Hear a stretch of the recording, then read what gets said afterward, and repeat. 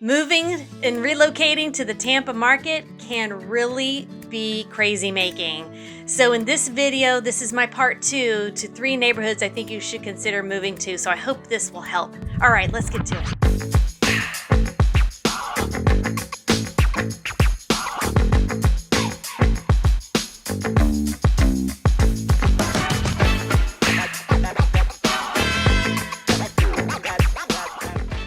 Everybody, I'm Emily. I'm a licensed real estate agent here in the state of Florida, and I live in the Tampa St. Pete area. And this channel is dedicated to all things living, working, playing, sleeping, eating, and the real estate market here in Tampa. So if that resonates with you, go ahead and click that subscribe button and that notification bell. That'll let you know when I drop new videos, and I try to do that weekly. Also, don't be afraid to leave me a comment below. I read them all, I promise, and I will try to get back to you as soon as I can. And if you have any real estate related questions, or you're thinking about relocating to the Tampa St. Pete area or even just Central Florida, go ahead and click my links below. I've got a calendar link. You can jump on there and we can have a 30-minute conversation and get started.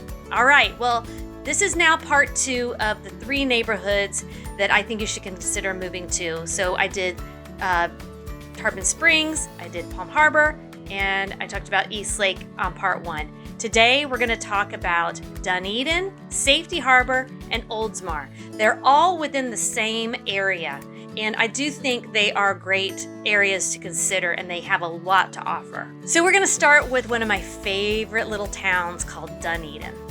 Dunedin is just south of Palm Harbor. It's actually, there's a little town between Dunedin and Palm Harbor that goes unnoticed called Ozona. Look it up. It's cute, and go see Molly Goodhead's. It's a dive bar that I love. Okay, but we're not going to talk about Ozona today. We're going to talk about Dunedin for a second. Dunedin is also, if schools are the thing that you're looking for as well, A-rated schools. Again, all of these neighborhoods that I'm talking about in part 1 and part 2 today all have A-rated schools. And again, they are notoriously for retirees, but we're going to talk about that because the population is changing in the age groups. So Dunedin has a population of about 36,000, and it is a little town, but it is a little bit spread out. So you can live on the outskirts of Dunedin and still really reap the benefits of being in this little small downtown area. They have a main street that goes up and down, and it ends at this little pier that has 2 great restaurants. My favorite restaurant down there is called Old Bay, and they've since extended the patio outside because of COVID, so you can sit outside and stare at the water and stare at the boats. It is just a magnificent view. And then what I do with me and my friends is we then start walking up Main Street, and you can shop and bar hop. We also will take our bikes, we'll park in Dunedin, and then we'll take our bikes and we'll hop on the Pinellas Trail, and we'll ride that all the way up to the Dunedin Causeway. Now, the Dunedin Causeway is a hop skip from Dunedin, obviously, and you take that over to Honeymoon Island, which is one of our state parks and beaches. Honeymoon Island is by far my favorite local beach. I've got a ton of beaches that I love, but as far as local beaches, Honeymoon Island, by far my favorite. The other place you can go from Honeymoon Island is Caladesi Island. Caladesi Island was created by one of our hurricanes in the 90s, I think 94. And since then, they've created a whole little baby resort there. So there's a dock, there's a little hut where you can get food, there's like a nature, area, and it educates you, and lots of fun things to do. It's a great day trip for families. So you would take the ferry from Honeymoon Island, and it's like 20 minutes, and it takes you all the way to Caladesi, and you get a whole different experience of the Gulf from Caladesi. Sometimes you have to be careful of the rip curls and that sort of thing, but the beach is stunning, and you can rent chairs and umbrellas and that sort of thing. So check it out. Okay, so back to the stats of Dunedin. The median household income is $50K, and the age range, by the way, it's now 25 to 65 plus. Where it used to be strictly a retirement town, there was actually a couple of retirement communities there, and everything's kind of switched over. There's a ton of construction going on, a ton of regentrification of some of the older homes. There's some historic homes there, not like you would see in St. Pete. but they're beautiful. And the neighborhoods, it's just, I don't know.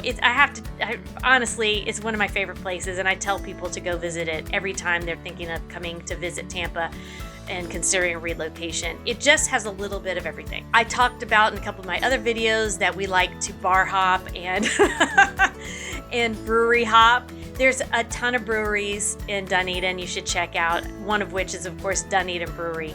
Most of the time, they have live music, and you can just hop around. I could just go on and on about Dunedin, but I got to get to my other two little suburbs here, so check it out. And the next little town, or suburb, I should call it, is Safety Harbor. Safety Harbor is just southeast of Dunedin, and there is a little bridge. It's the Bayside Bridge, I think it's called. It's a little quaint community, population of only like 18,000. It's got its own little main street. It's also where Safety Harbor Spa is, and it's on the waterfront there. They also have a marina, some wonderful restaurants, wonderful wine bars, again, little shops.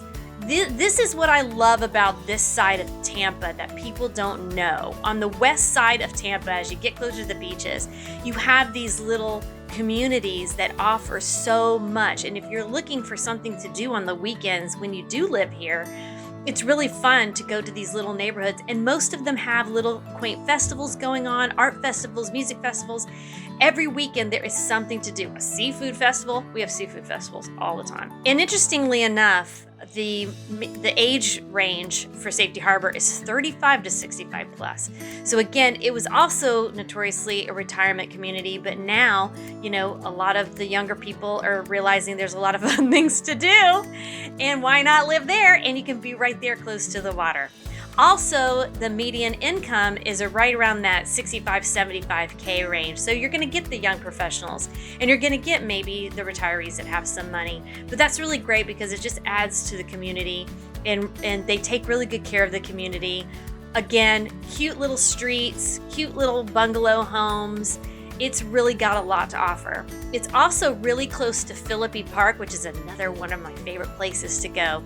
You can park right near the mangroves, and you can, you know, take your kayak out or your stand-up paddleboard right there from your parking spot. It's really great. Philippi Park is also great for families. They have little playground areas and little picnic tables, and all looking out at the bay right there. So again, highly recommend Safety Harbor. Put it on your list. Take a look at Philippi Park.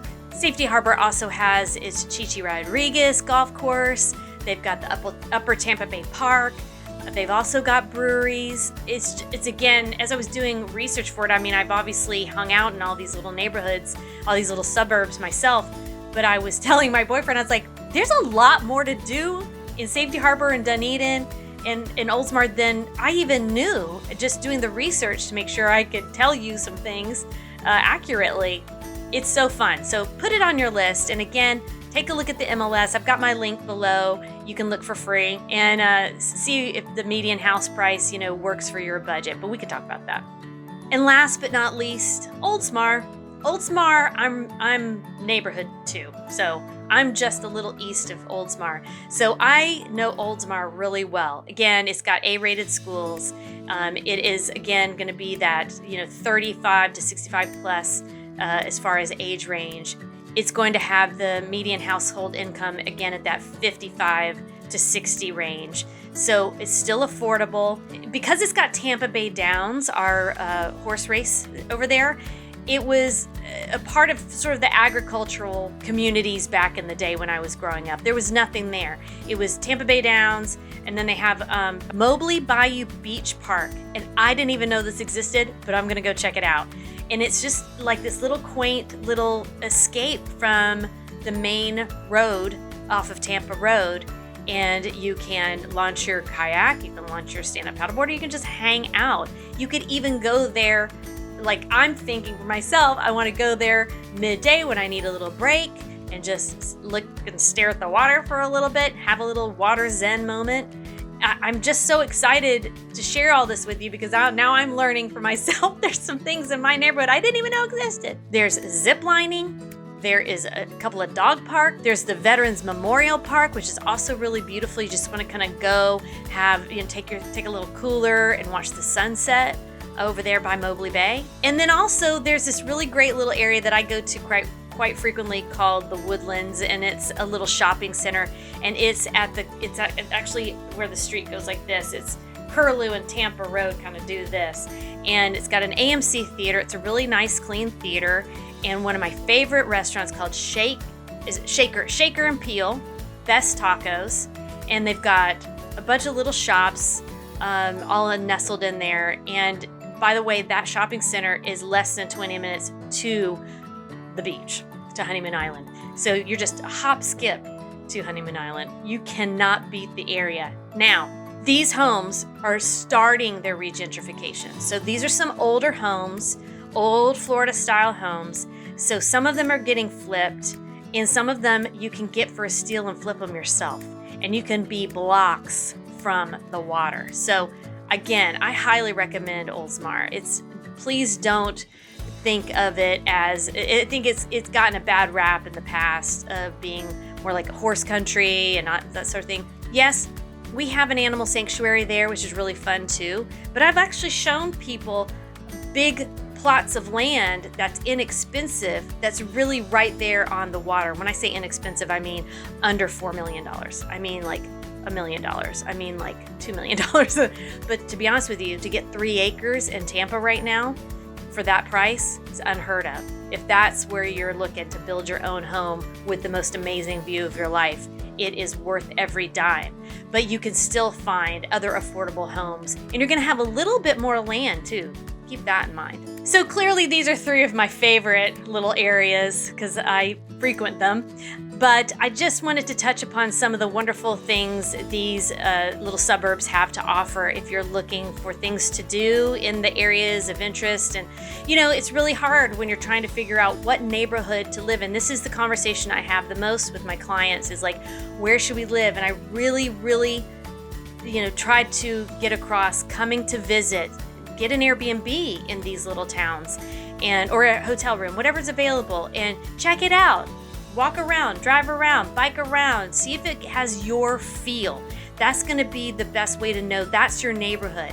And then once you know that neighborhood, you can hone in and really start watching the housing market. That's what a lot of us are doing, a lot of my clients are doing, and I'm helping them do that. If that's something that you would like my help with, I would love to help you. You just have to reach out to me. All of my links are below. I have my calendar link below.